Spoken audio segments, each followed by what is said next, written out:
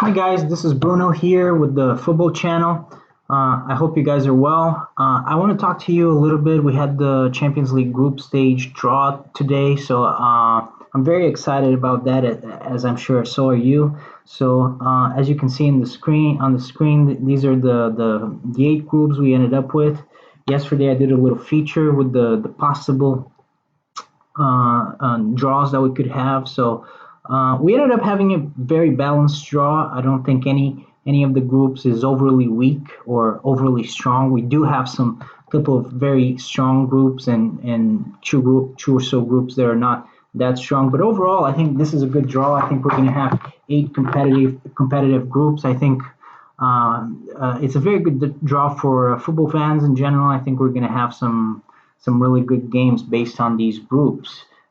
So as you can see, Group A here, pretty balanced group you have, and in a way, considering the draw system of the four different pots, the four different pools that they use for these draws. Usually, you have two teams that are pretty strong, and two teams from pot three and four that are not so strong.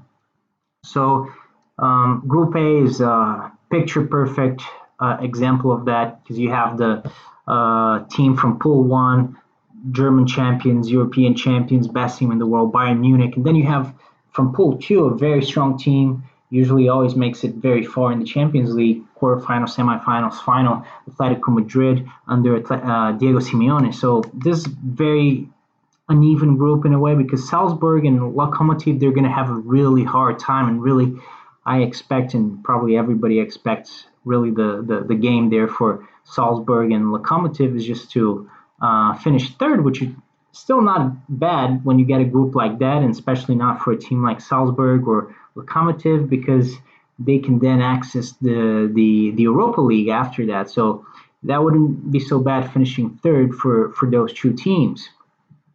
And then you have group number two, or sorry, Group B. You have Real Madrid, Shakhtar, Inter, Borussia Mönchengladbach.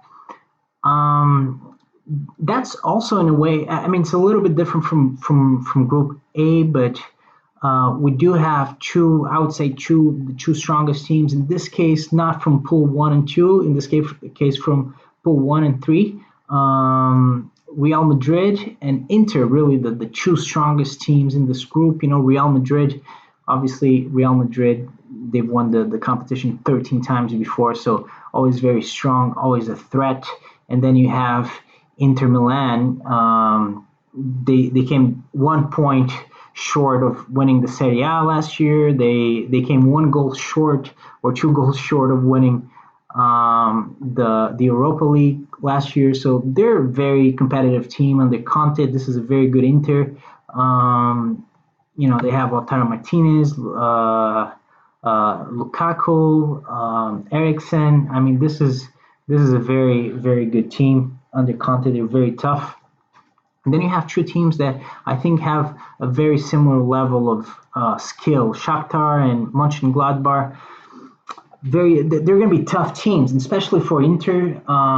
It's not going to be an easy group to finish second and qualify to the knockout stages. But I think my favorites, Real Madrid and Inter. But it's a good group. Now, Group C, we come to a group that is a little bit weaker there. Porto was really one of the two teams that weren't very strong in Pool 1, so alongside with Zenit, we'll talk about that as we reach Group F. But Porto, not such a strong team, even though they are the European champions. They're not a bad team, but they're the Portuguese champions. They're not a bad team, but really not as strong as a Real Madrid or Bayern, obviously, or Liverpool. But then from Pool 2, we got Manchester City in that group, and then you have Olympiacos, and then from Pool 4, really the strongest team, Marseille, which really makes the group very interesting because we have just one clear front runner in that group, Manchester City. They're pretty clearly the front runners in that group. But then who's going to come number two? My bet is on Porto. They're the Portuguese champions. They're always really tough. They qualified for Pool One for a reason because they were the champions of a strong European league. But Marseille or Olympiacos, they're going to be tough challenges as well. So it's not going to be easy for Porto to finish second or even third. I mean, this is a group. There are no weak teams in this group, but obviously Manchester City, the big standout. Then we reach Group D. Liverpool, obviously, always, at least under Klopp, always a strong candidate to go all the way and win it. They did so a couple of years ago. Before that, they reached the final. So this is definitely one of the biggest favorites to win the competition. And then you have two teams that they have very similar quality. Ajax, they were fantastic 2 years ago, and Atalanta, fantastic last year. So you have arguably Liverpool, one of the best teams in the world, and then you have the big revelation team from a couple of years ago, Ajax in Europe, and the biggest revelation in Europe last year, Atalanta. So they were fantastic in the Serie A, and they were fantastic in the Champions League. So when nobody expected it to be like that. So I mean, this is a very difficult to call group. I mean, Liverpool, I think, is going to go through, but then they're not going to have it easy. I mean, both Ajax and Atalanta are going to give them problems, I think. And I don't know who's going to go through. My bet would probably be on Ajax, but it's a very close one. I mean, Atalanta could easily go through, I think, in that group if they played their best football like last year, especially. Now, Group E. This is one of the weakest groups, I would say. They have Chelsea, which is a very strong team, but they're going to need time to get all their players on their new players on the same page, really build a cohesive team. I'm not really sure if they're going to be able to do that in the time that we have from now until December, January. I don't know. So, but obviously they have great players, and then Sevilla, which is kind of the other way around. They're a well-oiled machine. They did very well in the Spanish league last year. They won the Europa League. I mean, they're always a very strong team. They're not at the level of Barcelona, Real Madrid, or even Atletico Madrid, I would argue, but they don't have the big name players like Chelsea has, but they have the football and they have the cohesiveness that Chelsea is still lacking, and they probably will lack for the next couple of months at least. So, very interesting group. I don't know who's going to finish first, but Krasnodar and Hen, I don't know. I don't really think they're on the same level. I think especially Hen can be a bit of a troublemaker in that group, can give Sevilla and Chelsea some trouble, but I would expect Sevilla and Chelsea to have a reasonably comfortable way to the knockout stages. I wouldn't say that about Group F exactly, but I do think that Dortmund and Lazio look like the best teams with a difference in Group F. But this is the weakest group. I think it's fair to say. Weakest group, but still somewhat of an interesting group because, you have Dortmund, clear front runner, even though they're not really, in my opinion, not even one of the 10 best teams in the competition, but they are a strong team. And then you have Lazio, which, I could say the same thing about Lazio. They're not as good as Dortmund. But I do think, even though they were in Pool 3, I do think they're the best team, the second best team in the group, a better team than Zenit, who, even though they were they come from Pool 1, they were able to get to that position by winning the Russian league. And I do think the Russian league is not quite at that level.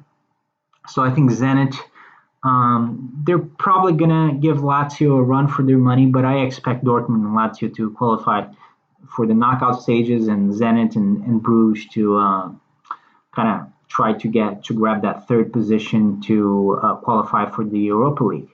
Now, this is getting interesting. Group G, Juventus, Barcelona, two European giants.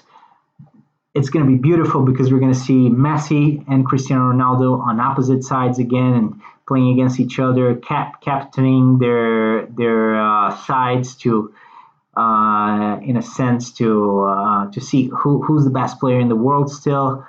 I think it's going to be beautiful. This time it's not Barcelona Real Madrid, but it's Barcelona Juventus. And this year in particular, I think, look, Barcelona is not what they used to be, and Juventus is pretty strong these days. So I think we're talking about two teams that have a very similar level of quality. I think we can see some very good matches, but I do think that it's more a matter of who's going to finish first in the group. I think Dynamo Kiev and Ferencváros, first team from Hungary, I think 15 years to qualify for the Champions League group stage or something like that. I mean, even Dynamo Kiev, I think this is really going to be Juventus and Barcelona, and I think they're going to finish first and second, but it's going to be a very interesting two matches between Juventus and Barcelona. I'm a Juventus fan myself, so I would really I'm really looking forward to those matches. And then Group H, this is the so-called group of death or death group. This is really the hottest group of the draw. I mean, PSG, Manchester United, Leipzig, and Istanbul. Istanbul, obviously the weakest of the four, but tough team nevertheless. But Leipzig, I mean, they reached what was it, the semifinal last year? So they could definitely spoil the day for Manchester United and PSG. So very interesting draw. And Group H is, I mean, this is the terrible draw for PSG, Manchester United. I think PSG, Manchester United, obviously Leipzig. These are really the teams that they got kind of a tough draw. And then, some other teams got an easy draw. Manchester City, they have an easy group for their level of quality. Sevilla and Chelsea, I don't think they're going to have a lot of trouble. Same thing with Dortmund and Lazio. So I think those are the teams that got a good draw. And then again, Messi, Cristiano, we get that. So I think this is a great draw, and we're really going to see a fantastic, I hope, European Champions League group stage. Thank you for following the football channel.